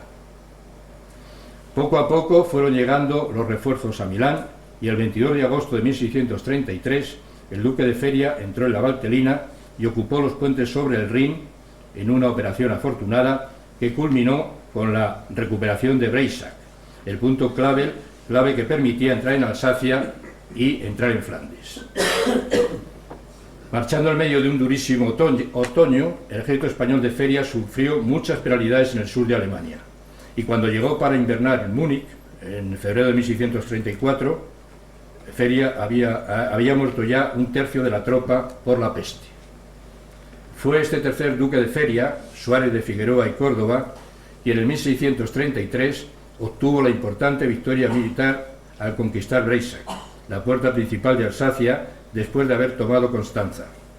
Pero Feria, gobernador del milanesado, murió poco después, en 1634, lo que privó a España de una de sus mejores cabezas. Fue entonces cuando Fernando de Hungría, el heredero al trono imperial, y el cardenal infante don Fernando, unen fuerzas y se consigue la gran victoria de Nördlingen, que despeja el camino español. Con la llegada del cardenal Inflandes a Flandes, recibido en triunfo apoteósico en Bruselas, la situación del camino español parece salvada. El ejército sueco ha sido derrotado en toda regla, prácticamente destruido, y el bando católico volvía a ser dueño de la situación en Alemania. En 1635, un año después de Nördlingen, las tropas hispanoimperiales de los Habsburgos ya habían recuperado toda Alsacia, el Bajo Rin, Coblenza y partes de Lorena. Pero todo empezó de nuevo a torcerse cuando Francia, con el concurso de Saboya, precisamente por esta batalla de Nördlingen, que fue la que decidió un poco la intervención francesa, como digo, las cosas al llegar a ese momento, Francia declara formalmente la guerra a España y ese mismo año arroja todo el peso de su potencia militar en la fase final de esta guerra de los 30 años. La ocupación francesa de Saboya se veía venir desde hacía tiempo y España tenía previsto para eso la ruta de la Valtelina, de la que ya hemos hablado, con el conde de Fuentes, pero la invasión de Alsacia fue mucho más grave. La victoria obtenida por el duque de Feria en Breisach resultó efímera, ya que 3 años después Breisach volvió a caer en manos francesas. Esta posesión alsaciana, o plaza fuerte alsaciana, fue determinante en la guerra de Francia contra España, ya que dominaba no solo el paso sobre el Rin del camino español, sino también la ruta de los ejércitos imperiales desde territorio alemán. Breisach era el único puente sobre el Rin entre Estrasburgo y Basilea, y abría la puerta al llamado camino francés, que iba desde Saverne por la Selva Negra hasta el centro de Alemania. Con Breisach en manos francesas, la ruta terrestre hacia Flandes quedó definitivamente cortada. Ya solo existía la vía marítima a través del canal de la Mancha. De los puertos del Cantábrico partieron expediciones cada vez mayores hacia Flandes y durante un periodo de tiempo pues hubo éxito. El transporte lo hacían normalmente las naves de la flota de Dunkerque y en ocasiones lo hacían los propios comerciantes ingleses en España en un momento en que había un periodo de paz entre España e Inglaterra. Decidida a romper ese bloqueo, en septiembre de 1639, a romper definitivamente ese bloqueo, ya que, como hemos dicho, todo el camino español estaba cortado prácticamente en todos sus puntos claves, pues decidido a romper ese bloqueo, España logra reunir una gran flota de 70 buques de guerra y 30 transportes con 24.000 tripulantes y soldados a las órdenes del almirante guipuzcoano Antonio de Oquendo. Obligados a refugiarse en la rada de las dunas, 30 galeones españoles fueron destruidos y murieron unos 6.000 soldados de los tercios, que en su mayoría perecieron ahogados. Las desgracias, por otra parte, no venían solas. Poco antes, el gobierno español había reunido una escuadra en La Coruña que se disponía a zarpar hacia Flandes a las órdenes del almirante López de Oces. Pero la suerte volvió a ser aciaga. Una flota francesa la liquidó en agosto de 1638 en la bahía de Guetaria, y de los 11.000 hombres que integraban la escuadra, solo se salvaron una cuarta parte. Pero ni siquiera esta derrota, una derrota como estas dos que hemos citado, sobre todo la de las dunas, logró detener a España. Los supervivientes de la batalla de las dunas, que eran unos 5.000, huyeron a Inglaterra y finalmente fueron reembarcados a Flandes. Como ya no existía otro camino, los pequeños navíos siguieron transportando soldados desde España a Flandes durante la década de 1640, pero ya el número de los transportados era muy pequeño, tan solo unos centenares cada vez, y muchos llegaban más muertos que vivos por el hacinamiento de las tropas en los barcos. Pero como ya se ha dicho, ni siquiera esta gran derrota marcó el fin de las aspiraciones navales españolas para seguir combatiendo en Flandes. El historiador Henry Kamen apunta como posible que la Armada Española perdiera entre 1638 y 1639 cerca de 100 buques de guerra, una cifra 10 veces superior a los barcos que se perderían en Trafalgar. Ante la noticia del descalabro, el gobierno hispano se lanzó a conseguir lo antes posible nuevos barcos y tripulaciones en todos los estados de la monarquía católica. La capacidad de España para exprimir sus recursos globales, comenta Henry Kamen, el historiador, solo puede dar pie al asombro. Ninguna otra nación de la Tierra tenía semejante potencial a su disposición. Al mismo tiempo, ninguna otra nación habría sido tan incapaz de reconocer como España que su poder estaba en declive. En los círculos oficiales, pensar en la derrota era impensable, era absurdo. En cuanto a Lorena, otro de los eslabones perpetuamente amenazados del camino español, también constituía el acuerdo de Alemania y su control era obligado para una intervención francesa eficaz en la Guerra de los 30 años. La invasión de Lorena por Luis XIII en 1633 cortó de golpe todas las rutas de aprovisionamiento de las tropas españolas. Las rutas del Tirol, la Valtelina y el camino español, todas dependían del paso por Lorena. Francia dejó claro que no respetaría ese derecho y en 1633 ocupó Nancy, la capital lorenesa. A pesar de los descalabros sufridos por España, las espadas se mantenían en alto. Una vez declarada la guerra entre Francia y España, en 1635, los franco-saboyanos atacaron abiertamente la Valtelina, que fue ocupada por el duque de Rohan, cabeza de los hugonotes franceses, tras derrotar al conde de Cervellón. Pero España reaccionaría el año siguiente y sus tropas, mandadas por el marqués de Leganés, gobernador de Milán, volvieron a recuperar la Valtelina. El camino de la Valtelina volvía a quedar expedito, aunque por poco tiempo. En 1638, las rutas a través del Tirol fueron de nuevo cortadas por los ataques del ejército sueco, aliado de Francia, que al mando de Bernardo de Sajonia ocupó el territorio austriaco del Alto y Medio Rin y estranguló definitivamente el camino español. El ejército de Flandes, sin embargo, hizo frente a estas adversidades con sorprendente habilidad. Compensó el cierre de las rutas del Tirol, aumentando los reclutamientos en la región del Rin, eran ya reclutamientos locales, pero los borgoñones del Franco Condado se vieron totalmente incomunicados y la declaración de guerra hecha por Francia contra España en mayo de 1635 eliminó totalmente la posibilidad de seguir reclutando tercios en ese territorio. Se abría así el momento más difícil para la corona hispana, rodeada de enemigos por todas partes. A la guerra con Francia se añadieron la rebelión catalana, la revuelta de Portugal y las conspiraciones aristocráticas de Andalucía y Aragón en el interior de la península. A muchos, tamaño cúmulo de desgracias debió de parecerles un castigo divino. Era como si Dios hubiera abandonado a la pobre España. Pero hubiera o no intervención celestial, lo cierto es que el esfuerzo militar acabó por resultar excesivo para una España enfrentada en una guerra total contra Francia, que se libró no solo en Picardía y los Países Bajos, sino también en la propia España, cuando se produjeron los levantamientos secesionistas en Cataluña y Portugal. Aún así, España no se rindió. El ejército de Flandes decidió invadir Francia al mando de Francisco de Melo y puso cerco a la ciudad de Rocroi. El resultado, como saben, acabó en derrota sonada. Los ejércitos franceses y la flota holandesa cortaron casi completamente los contactos entre Flandes y el mundo exterior por mar y tierra. Las rutas de aprovisionamiento del ejército de Flandes quedaron todas interrumpidas. Desde 1644 se había visto claro que el emperador deseaba ceder Alsacia a Francia para poner fin a la guerra en Alemania. Esto impedía por completo el envío por tierra desde España de hombres y dinero al ejército de Flandes. La paz en Alemania con el imperio permitía también a los franceses retirar sus ejércitos de Alsacia y emplearlos contra el Flandes español.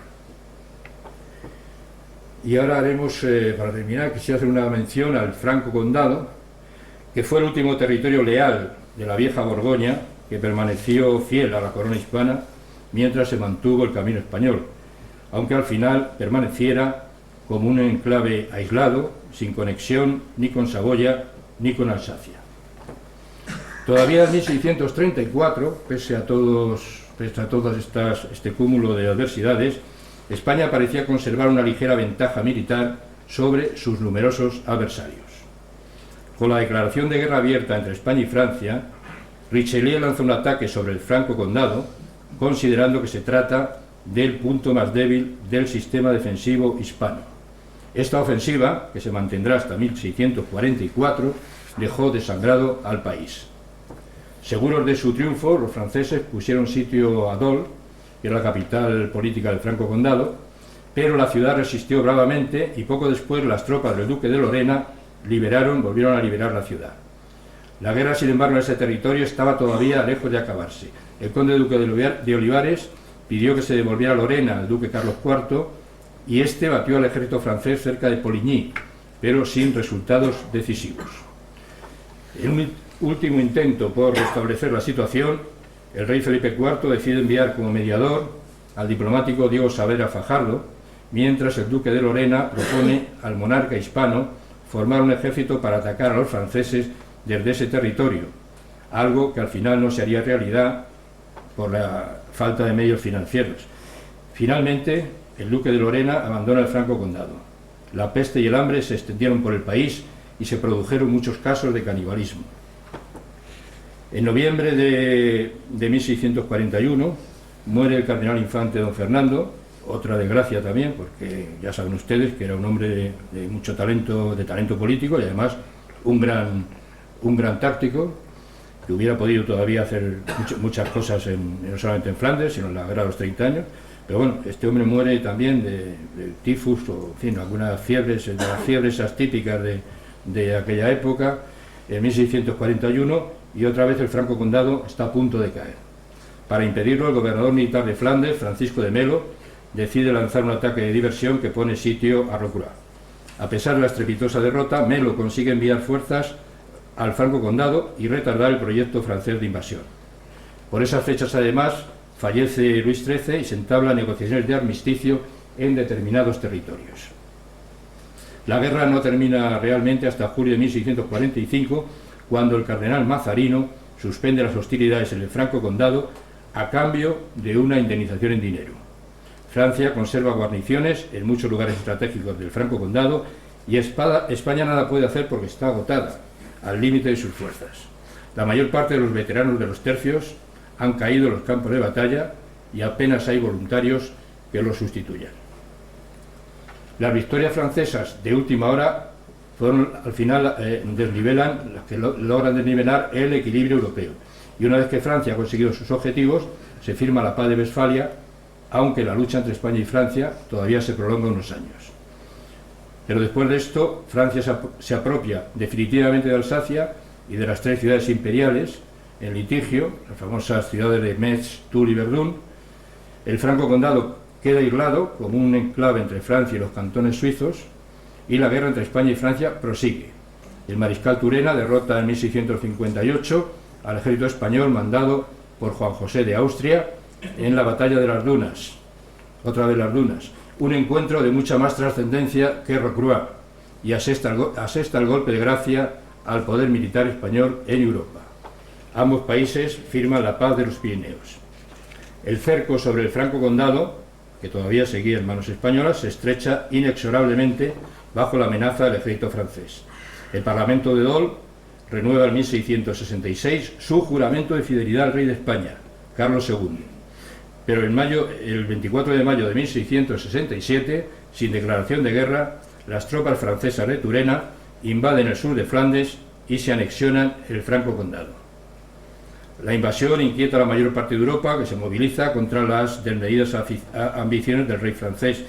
Holanda, Inglaterra y España protestan y España recupera por un breve tiempo todavía el Franco Condado y se esfuerza en reforzar las defensas del país ante la amenaza francesa.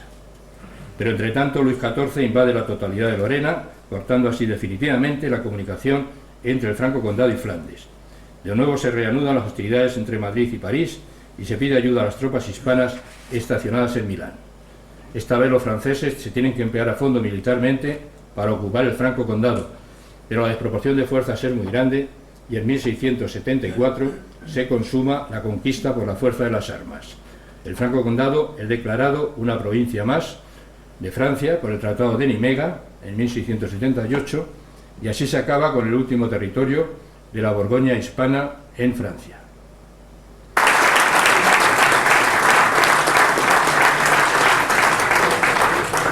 ¿Hay preguntas? Sí, por supuesto, si hay alguna pregunta, objeción, comentario, en fin, lo que sea, aunque aunque sea elogioso, no pasa nada.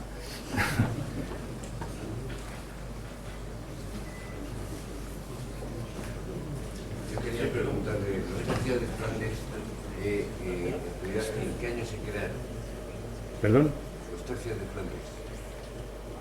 Los tercios de Flandes, empiezan a actuar. La época de África. Empiezan a actuar con la llegada del duque de Alba a Flandes para suprimir la rebelión que ha estallado allí en los Países Bajos. Es entonces la primera vez que digamos que se empieza a hablar de los tercios de Flandes. Que hasta entonces había guarniciones españolas allí y eso, pero los tercios como tal no había, es cierto, antes porque incluso en la época de 1588, cuando se produce el intento de asalto a Inglaterra, por ejemplo Farnesio, ya estaban actuando los tercios, pero eso es posterior, eso ya estamos hablando de 1588. Yo creo que no existe ninguna fecha como tal fundacional de los tercios de Flandes. Lo que sí, como digo, todo el mundo habla y empieza a hablar de los tercios de Flandes, y la historia de los tercios de Flandes empieza prácticamente a contabilizarse a raíz de la insurrección esta en los Países Bajos y el envío de los tercios del duque de Alba a los Países Bajos. ¿Pero esto es una estructura del ejército español o que ya tenía tercios? ¿O se crea una nueva forma de combate? Es que, claro, el ejército de la monarquía hispana era un ejército, venía heredado de los reyes católicos, digo yo. Soy profano en el tema. Pero entonces, ¿cómo se organizaba esto? O sea, ¿vamos a defender la monarquía en Flandes y montamos los tercios? ¿O ya había una estructura de tipo tercio? Combatiendo por el norte de África o algo así, ¿no? Sí, bueno, como de Orán, yo qué sé. Los tercios existían de antes. La fundación de los tercios oficialmente es de 1536, con la famosa ordenanza de Génova, ya, eso ya está documentado, digamos. Y actuaban tercios, los tercios habían actuado ya en el Mediterráneo, habían actuado en Alemania, habían actuado en Francia, en muchos sitios, y como tal.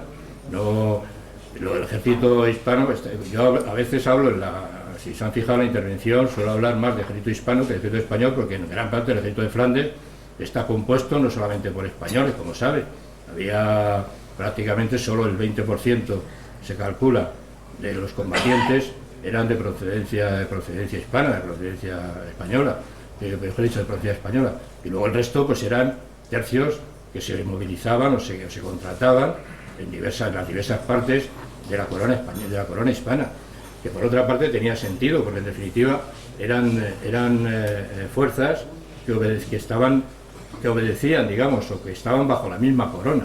Entonces, cuando venían los tercios de Nápoles, o los tercios que venían de Sicilia, los tercios que venían de Cerdeña, o los tercios que venían, eran, digamos, en definitiva, estaban bajo la misma soberanía, estaban bajo la misma corona.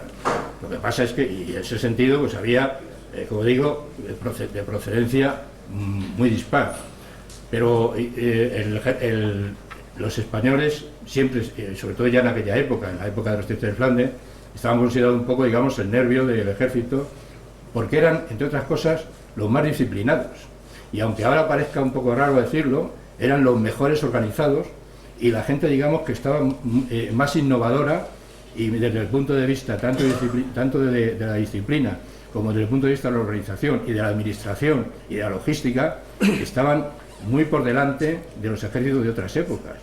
Entonces, es decir, eran, para entendernos, casi los prusianos de esa época. Eran los castigos por indisciplina eran muy grandes, se llevaban además a rajatabla, se ahorcaba a gente a veces por robar una gallina, o por supuesto por alguna violación o cualquier cosa de esta, y se llevaba de una manera muy estricta. En combate, por ejemplo, los tercios actuaban en silencio, estaba prohibido hablar en las acciones, cuando se combatía.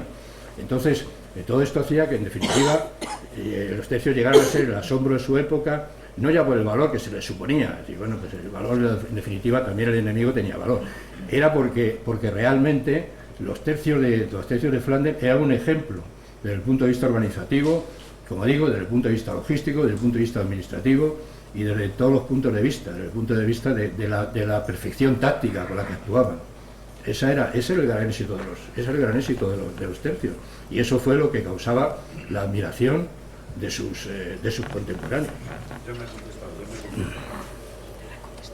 Creo que había otra pregunta por ahí. Sí, quería hablar del porcentaje de soldados españoles en los tercios, pero ya me ha contestado. Sí, se calcula que venía a ser un 20%. 20% más. Un 20%, pero claro, aquí desde España se pedía desesperadamente soldados españoles, porque era la materia más escasa.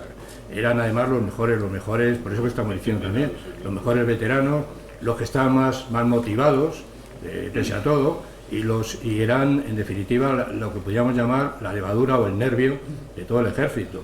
Pensemos simplemente en los motines. Ya saben ustedes que los motines, o por lo menos sabrán algunos que los motines, por ejemplo los alemanes o cualquier otro tercio de otras nacionalidades, de las naciones como se llamaba entonces, cualquiera de estos tercios de las naciones, pues solían sublevarse o solían amotinarse precisamente en los momentos críticos, en los momentos en que la batalla estaba indecisa o en los momentos en que creían que podían sacar más ventaja por el amotinamiento. Y los tercios, por ejemplo, españoles tenían a gala nunca sublevarse o nunca amotinarse antes de haber concluido la batalla. Solamente después de concluir la batalla se amotinaban. Pero incluso después de amotinados, la disciplina dentro de los amotinados seguía manteniéndose. Ellos tenían lo que llamaban el electo, es decir, cuando un tercio se amotinaba, un tercio español, lo primero que hacían era retirar a lo que llamaban los guzmanes, los oficiales, o digamos la gente de alcurnia. Entonces se quedaban, digamos, lo que podíamos llamar los soldados de a pie. Pero esos soldados de a pie lo que elegían a lo que llamaban un electo, y ese electo tenía en ese momento poder de vida o muerte sobre el resto de los soldados del tercio, de tal manera que la disciplina seguía manteniéndose durante el tiempo que duraba el motín. Evidentemente hubo casos trágicos en que esto no se cumplió, por razones que sería largo de decir aquí, pero en la mayoría de los casos era así. Es decir, incluso en épocas de amotinamiento, la disciplina de los tercios se mantenía hasta que se llegaba a algún acuerdo o se pagaba, digamos, el dinero que la corona ayudaba a los soldados. Bueno, realmente se puede considerar que la guerra de Flandes era una guerra civil, iniciada por Guillermo de Orange en contra de las reformas administrativas de Carlos V que quería iniciar. Y realmente había una parte del pueblo que era católica, la parte que se hizo protestante del norte de Holanda, y al final aquello era una guerra civil por un levantamiento contra su señor natural, que eran Carlos V y luego Felipe II. Claro, sin duda había un componente muy importante de guerra civil, claro. Hemos visto en esta exposición de la que está hablando, hemos visto de qué manera, pues al final, las guarniciones españolas en Flandes se mantenían de milagro.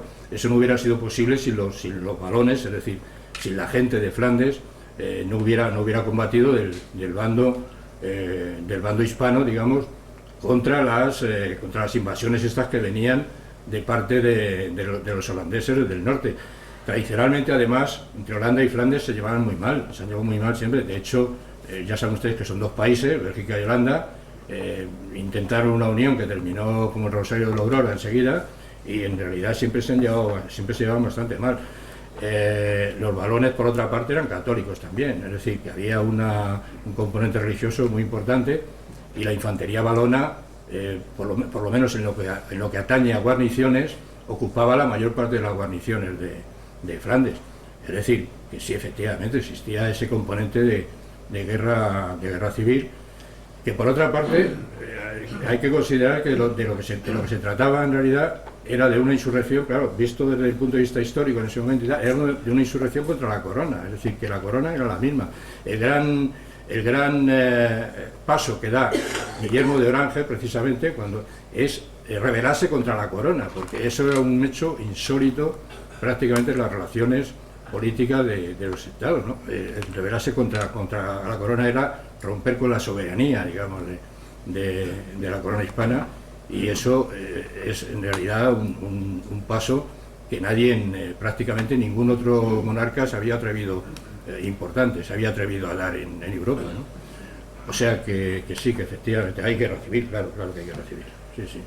Muchas gracias, Fernando, y gracias a ustedes también. Mañana les esperamos a las 5:30 aquí. Gracias.